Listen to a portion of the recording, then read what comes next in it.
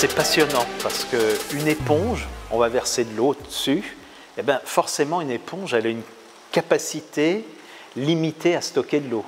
Et donc il y a un moment, quand elle sera à son maximum de rétention, eh bien l'eau, elle s'écoulera. Donc c'est l'idée qu'on va retenir un maximum d'eau, mais qu'on s'autorise un petit rejet en cas de pluie très excédentaire.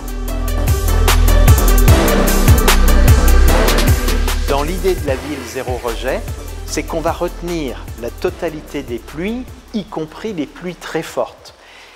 Et en fait, la différence entre les deux, ça va être dans l'épaisseur des dispositifs qu'on va mettre en place et dans les occurrences qu'on voudra gérer. Les occurrences, c'est les événements pluvieux.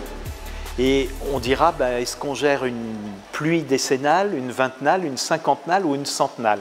Et évidemment, quand on va vouloir gérer une centennale, on va avoir des quantités d'eau importantes. Et quand on est en zéro rejet, si on doit répondre à un événement important comme la cinquantennale ou la centennale, eh bien on devra augmenter la capacité à stocker. La ville de Lyon qui développe le concept ville-éponge, on a la ville de Paris qui est plutôt sur le zéro rejet.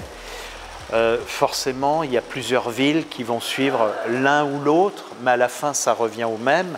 La seule différence, c'est le caractère limitatif. Et évidemment, tout le monde va devoir choisir des événements pluvieux et se donner une limite jusqu'à combien on stocke.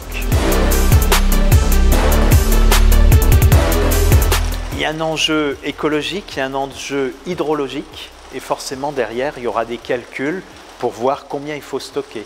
Et finalement, ce n'est pas forcément les villes où il y a les plus fortes pluies où il faut faire des cuvettes de stockage les plus importantes.